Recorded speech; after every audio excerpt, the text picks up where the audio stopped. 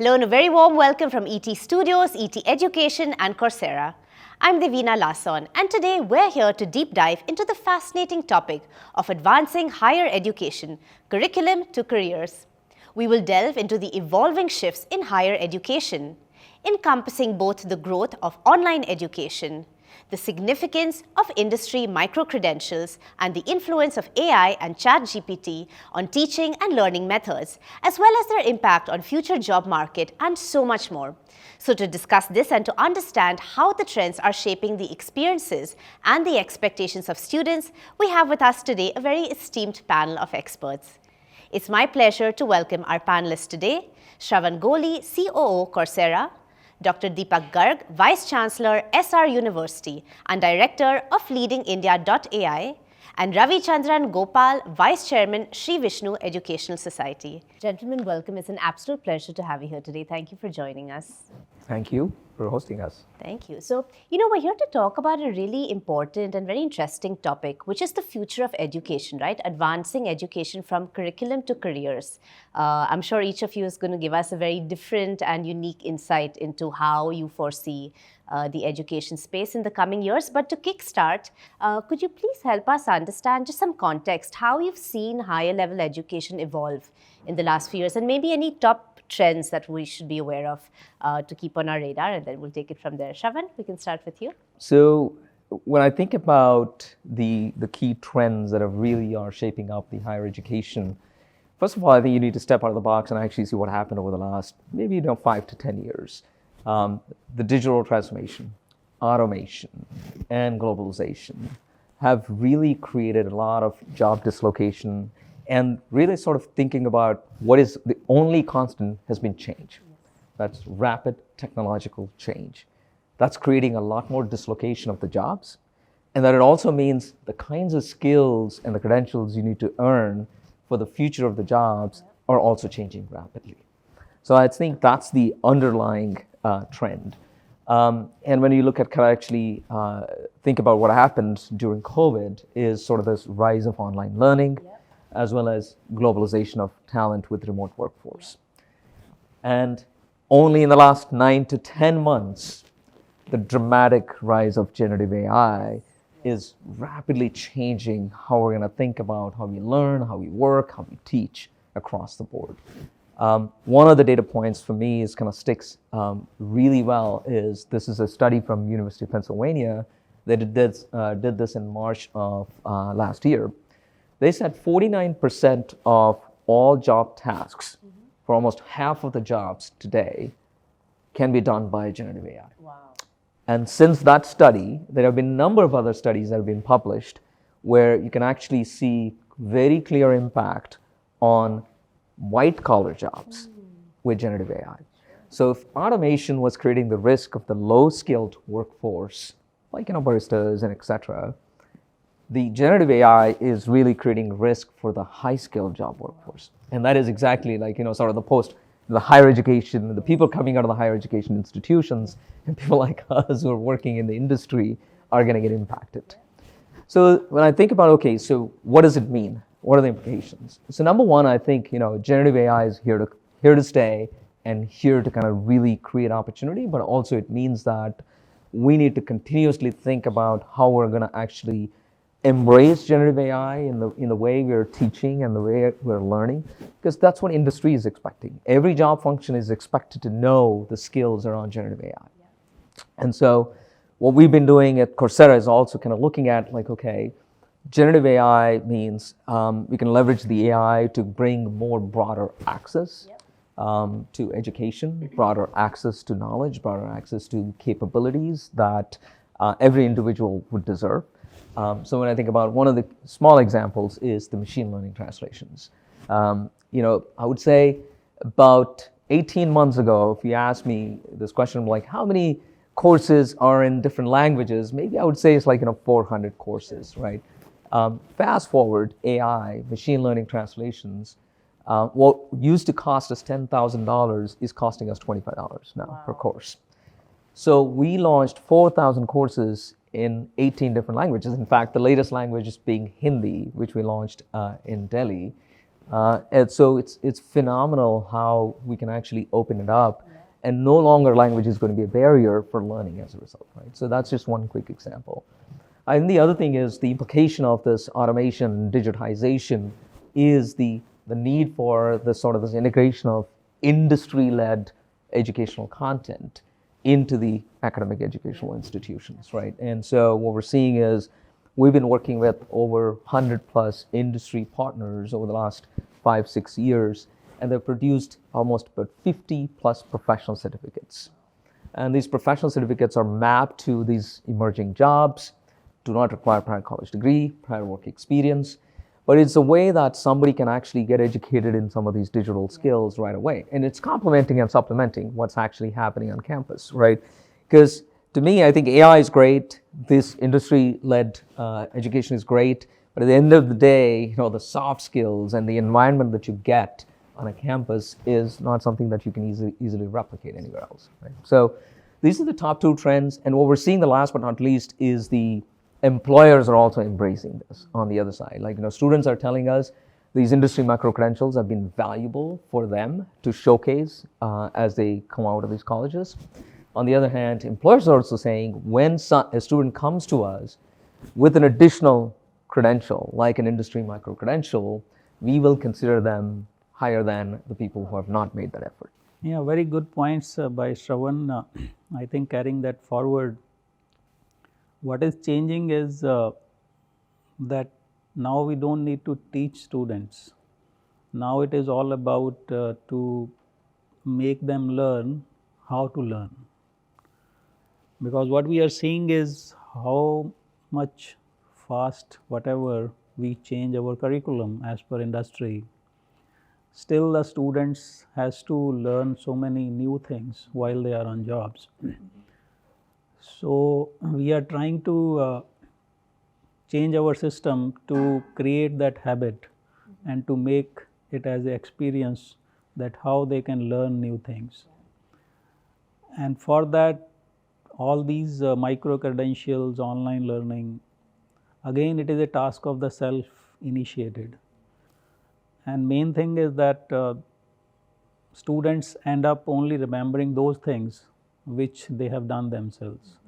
Otherwise, they end up losing 90% of their curriculum or whatever has been taught. So that 10% is basically all hands-on learning, project-based or product-based learning. So where the industry labs and the professionals or the instructors, professors who are themselves immersed in their own research or who are themselves hands-on. So that will remain a priority for the time being and for the future to come. So what we have seen is the young students, even let us say the final year students, acting as a teaching assistants or first year students.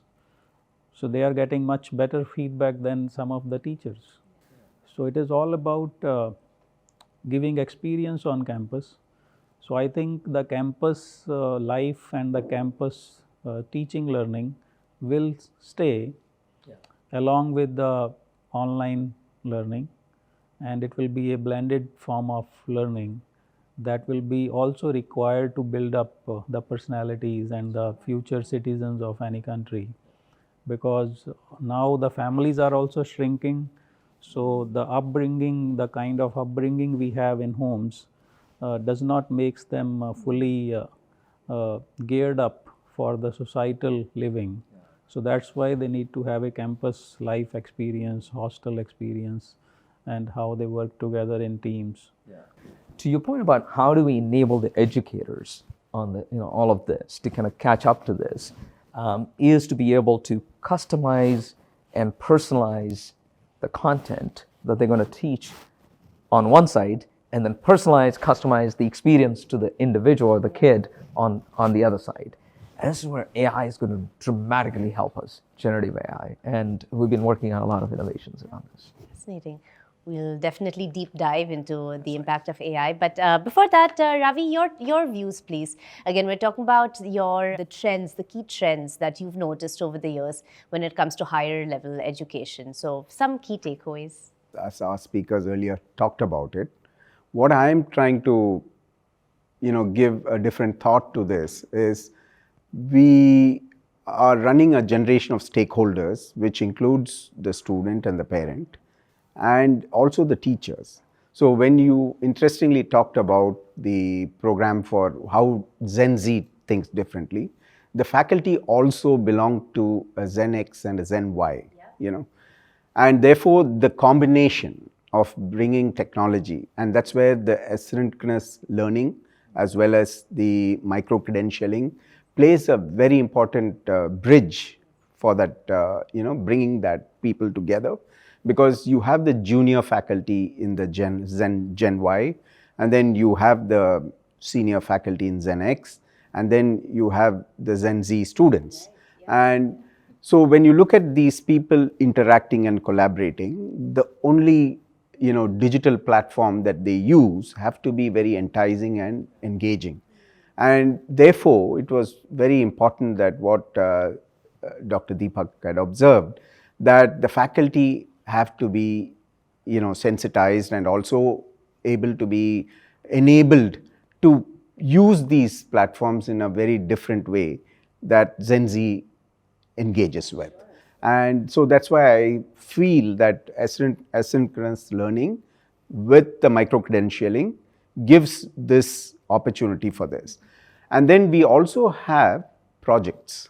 So if you look at, we are talking about project-based learning, we are talking about experiential learning, but if you look at how platforms like Coursera deal with that, is they give projects 1 to 3 hours duration, and that engages the student to real time, trying to do real time industry use case, and that is also enabling the faculty in a way, because their content is dynamic, because so much is happening in the skilling, in the industry requirements, and platforms like Coursera on top of it, so they create these short projects and help them engage. So the technical thing here is engaging, and in a different way, and that's what is happening as the changes that has happened from what it was in the past.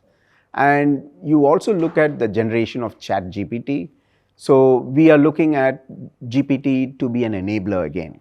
So the way you use that to productivize the learning process, and also trying to work with differentiated learners, because we are in a way democratizing higher education, and the way we are democratizing is by creating different learning patterns through the Chat GPT. Wonderful. Thanks for that. We're going to deep dive into so much of what you've mentioned. But before that, Dr. Deepak, you were talking about curriculum enhancement, right? And how that must be done as one of the trends you're seeing in order to keep up with industry expectations. In your experience, how do you approach this? How do you approach evolving your curriculum basis the expectation from the industry? It is becoming challenging because now there is so much content.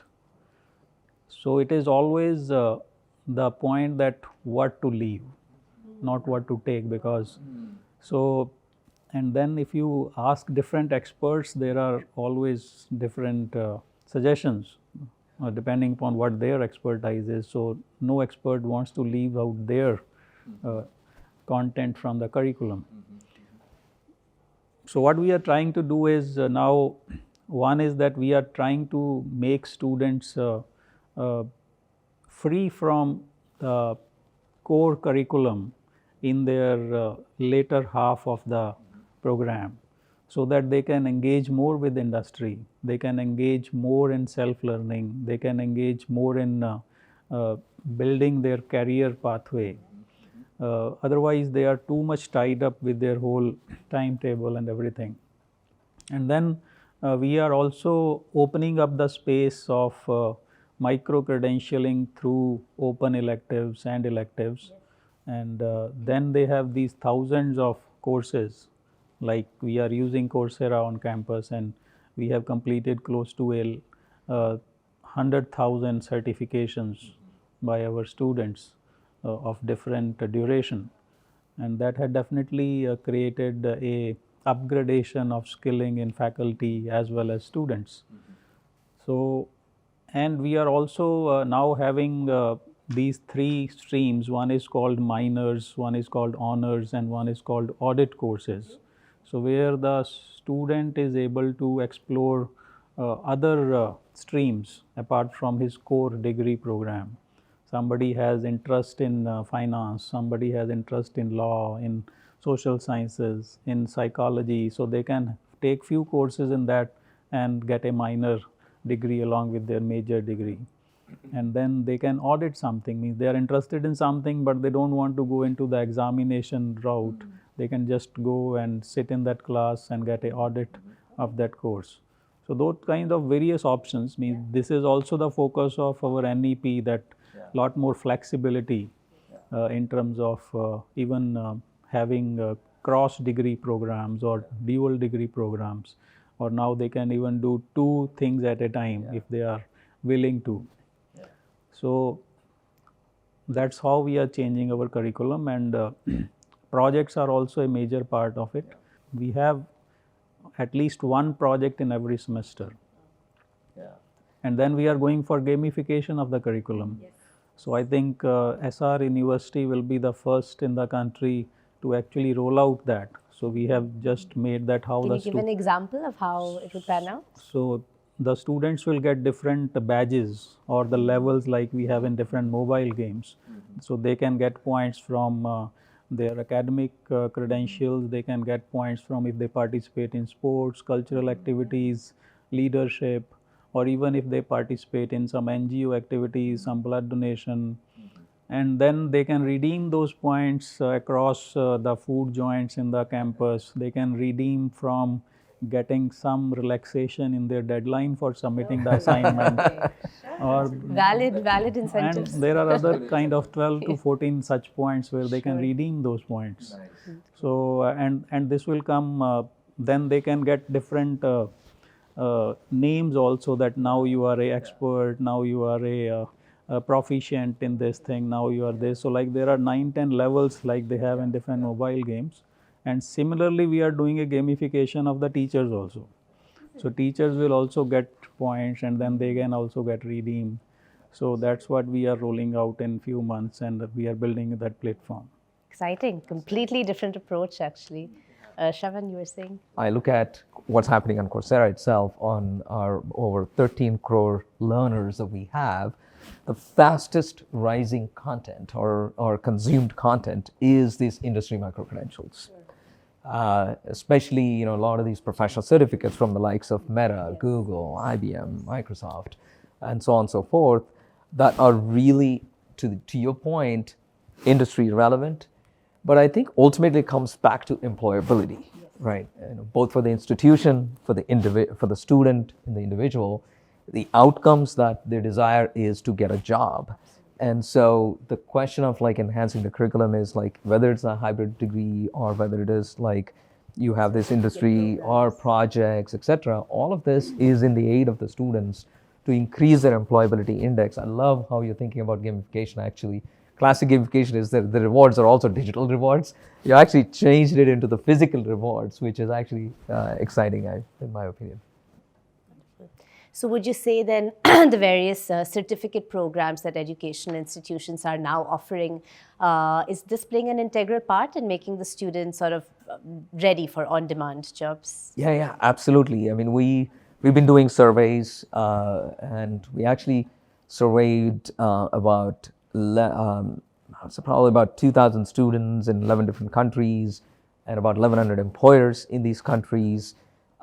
And both sides unanimously said the industry micro-credentials are valuable. And from the student perspective, it is actually getting them the skills and an additional credential, but they're saying, it makes them more confident when they go into the interview process, or it makes them really aligned with the job. And almost 80 or 90% of those students polled said enhances their job prospects. On the other hand, employers, almost 70% plus of the employers said we will take those people who have done these industry micro-credentials or hands-on projects that demonstrate you not only have the knowledge, but the ability to actually apply this knowledge, right? And so that gives a window for them to kind of see how good this individual is. And so one of the things we've been working on, like, well, so how do we help these students to actually be able to showcase that? So we have launched this thing called Coursera Profile earlier last year, where it actually brings all of the learning that's happening on the platform. Because if you think about LinkedIn, I can say whatever I want to say. And for a student coming out of the campuses, what do they say on top of it? There's not much job experience that they can talk about. What they can talk about is the projects, the portfolios that they have built. But how does the employer see that? Yeah. And so what we're doing is we can actually extrapolate things like critical thinking, your soft skills, how you did the team projects. Did you hit the deadlines? Did you were active in the forums, in the conversations? That gives you a better perspective of the skills and the individual. And so we can actually help that individual to kind of showcase, hey, here's where this job is, and these are the skills that are needed. This is where you are, and this is kind of the gamification we're trying to do with Coursera Profile. And kind of how do we kind of help you with the right mix of the content and the projects, etc., that can get you to that place. And so we've been actively rolling it out, and there's going to be a lot more work on that this year. Oh, exciting times. Looking forward to seeing what comes through it. Ravi, to your point earlier, you were talking about how important it is. On one hand, of course, we're focusing on equipping the students to be ready for on-demand jobs and so on. Simultaneously, equipping the faculty too, because of course, this is a ever-evolving space, sorry, for the faculty as well. So how are you seeing institutions really get their faculty ready to understand the emerging technologies and how to apply it in the curriculum moving forward?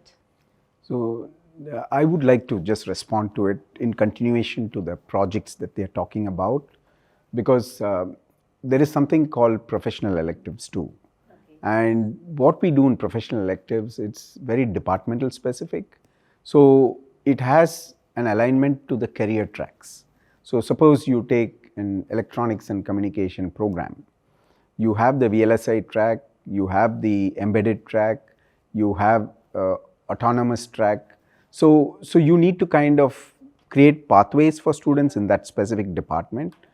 Faculty are enabled through, again, these micro-credentialing programs, if you can build content through that. So coming back to how we enable faculty is, first they need to have that exposure. So therefore, we do it a little differently, because one, you need to build that confidence. So building use cases, we are presently working with two companies, Hexagon, and we are also working with one company called One Convergence. So they are trying to build industry problems, and they are asking us to digitize that using AI techniques. So in the process, they are having one faculty as a mentor, because they are defining the use case, and they are also training the faculty on the industry problem. And they are supposed to work with 4 or 5 students under them, using this use case to build a digital solution. So we are having hand-holding partnerships, because industries are coming forward to help you with that, in addition to the course content that online platforms provide. Then you also need to kind of enable them with research programs, and research is a very, very important part of them getting current in their knowledge. So that can happen only if you are able to bring in, professors of higher order thinking. And fortunately, we have this program called Vaibhav, which the government of India has, launched, where they allow overseas Indians who have been citizens there and who are working in universities abroad. How do you bring that same research mindset into a program in India, where we are predominantly a teaching institution, where synchronous learning is the only way of, imparting knowledge. So we bring them there, and through that program, they again build use cases, and there are funds available. So as I mentioned, Vaibhav is one such thing. And if you look at US, you have the National Science Foundation. And in India, you have the Directorate of Science and Technology, and then you have the MITI, that is the Ministry of Information Technology. So there are joint funds available provided you are able to build a use case for research. And so depending on the industry, so more recently we are looking at semiconductor industry where we are building use cases with help from universities abroad. So these are enablers, and this is where I think couple of ways we enable faculty. One is collaborating with professors of eminence through industry partnerships, through workshops, and obviously through the online content that is available very readily on different platforms. Thank you for that. So, gentlemen, we're talking about the future and the advancement of the educational space. And of course, ChatGPT, Gen AI is at the heart of all of this. I'm sure you all have very interesting and deep perspectives on how this is impacting the whole flow, the skills that are required, the job opportunities, and therefore, of course, the way education is evolving to meet all of that. So just some kind of key takeaways and insights on the impact of Gen AI, ChatGPT, and so on. Dr. Deepak, maybe we could start with you. So definitely means these are revolutionary technologies. So then it becomes even more fundamental for institutions like us to think about it. And now the ChatGPT is not only answering language related things, but also mathematics and also other co-pilots for coding. And that is having a direct impact on the hiring perspective. The bulk hiring companies, as the data says, around 25% less hiring this academic session, and that may further kind of accelerate. So that puts a lot of challenges in front of the institutions, and the things we are talking about, they needs to get more speed and impact and go deeper. As of now, they are only in elite institutions. They are not going down into the remote areas. So that is important, that how those latest thinking goes into those remote things. And what we are saying is that don't fear away, don't fear from ChatGPT or DALL-E or BARD, but actually embrace them. So it is like embracing calculator or embracing computers or embracing internet. So similarly means there is no other way but to embrace it and increase the level of your questions, the level of your discussions in the class, so that it goes on top of ChatGPT, and how you can be critical of the content of ChatGPT. Because as of now, I don't see, I mean, even personally I can't use it 100%, just copy paste and send it. Right. I have to read it, I have to see, and I have to edit it. So even that kind of capability is required, because when the content comes to me through some office staff or teachers, I see some of them don't even read it. So there are errors, there are some misconceptions, some misdirections. So we have to deal with that kind of capability. So that means they understand the content, that means they understand the situation, that means they understand the bird's eye view of that situation, and then they come up with some corrections in that. So that is important. Fascinating. It's a whole new paradigm of thinking and how to approach, like I said, all these details that weave together the education experience. Shravan? Yeah, sure. I mean, we've been living in this world for the last 10, 12 months in a much more aggressive way, I would say. First of all, I think I totally agree with what Dr. Deepak has said. Fundamentally, this is a tool that is transforming a number of things across our ecosystem. And as I look at the GPT, first of all, to your point, I use it as a thought partner all day long, right? A lot of different tasks. As what I notice, like, when I talk to my kids, whenever they're doing their homeworks or whatnot, they're going to use it. Yeah. And so in terms of the schools and academic institutions, you definitely have to embrace it, as you just said. And then what embrace means, really, you need to teach them how to use this tool much more effectively. Yeah. And that's both to the faculty as well as to the individuals, the students themselves. Again, the same point is, like, the human is still the most valuable expertise in this, right? And so whether you're like taking the output and using it as a thought partner and adapting it, or you're taking the code, etc., you still need to do that. But what employers are like us are looking at is GPT has the capability to produce almost $4 trillion of productivity gains. That's the expectation.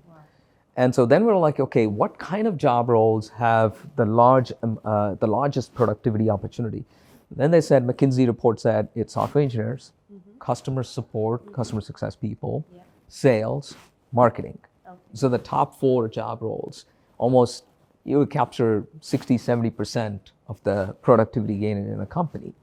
And so the question is like, okay, how do you make sure like people are pursuing those careers? Employers are expecting productivity gains, and so they're expecting like at some level this thing about how I'm going to test you in an interview and how you're going to hire and recruit. I'll probably give you a lot more GPT exercises where I expect you to use GPT, right? It's instead of like, because it's all English. At the end of the day, it's like critical thinking and like language-based English or whatever language, right? It's available in multiple languages now. And the third piece is on the educator side of the equation. When I think about like, okay, how can GPT help transform? And then also there's like the two sides to the coin here, right? One is how can we improve the productivity of the faculty? And how can we help them to think about personalizing their content? The point about GPT is the plus and the minus. The plus is all of this stuff, right? The minus is also content is super cheap to produce. It'll make up a lot of stuff too if you wanted to. So how do you trust? Who do you trust? And that's where, like, when we're working with our educational institutions, a lot of the trust is inbuilt. The content is coming with that trust. And when an institution is integrating that and the faculty is actually embracing it, the trust is amplified, right? And so from a student perspective and from an employer perspective, this trust becomes even more important. Who are you learning from and what are you learning, right?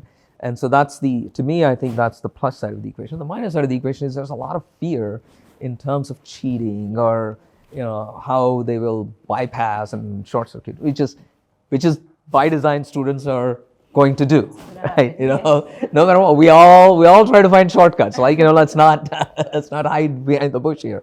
So that's by design. So I also read Oxford is doing this experiment, or not experiment. I think they actually do this.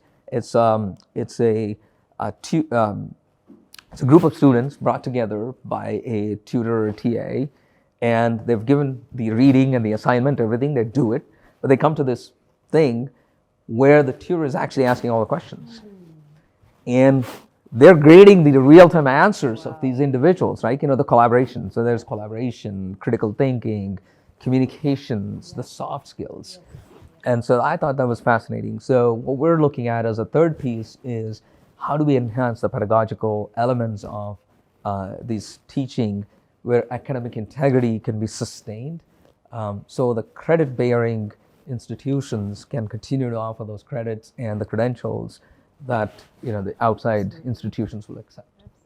Ravi, let's get you in on this. As you rightly said, we have an example. Now what's happening in the industry, at least now in India, which is very good. So these are global companies. So these are companies which are setting up operations here. So you have the global capability centers. Now we are talking about already about 1,700 or odd companies are already here. Another 1,500 are going to come to India, and they're used to a particular way of student assessments and what they're doing in terms of projects. So recently we have a company, Cognizant, which is a global company, which is saying, I'll recruit in the normal pattern, what I've been doing in the past, but my salary is going to be X. But if I kind of have students who have gone through this process and who are able to show these certifications, microcredentialing, I will have something X factored into their salary. So they are beginning to do that, and so they, in a way, we are pushed into it, and that's why I was having the fear that ultimately the industry will go to Coursera, But as having said that, So maybe we will start focusing more on those soft skills, which we have taken for granted that the students will do it themselves, So therefore, we have to create this. So we need to kind of have a real, marriage of shaping our students' capabilities in a much more holistic way, because we don't do that at this stage. And obviously, this will give us an avenue to do that, because the asynchronous learning will definitely give more time for students to do things at their pace. But the real important things about personality building and social skills happen in a campus environment. So I think from this perspective, a lot of things are coming together. And as Shravan also mentioned, I think the government also will be looking at it. It's very difficult to get quality faculty for every subject or content that we are trying to create. And I'm sure there will be a scenario where more and more credits will come from online programs where of quality content that is being created. I'm sure this is going to be something in the next 3 years. And NEP is also opening up the whole process of having people to be degree awarding colleges. You don't have to be a university. You can be a degree offering institution, even though you might be affiliated.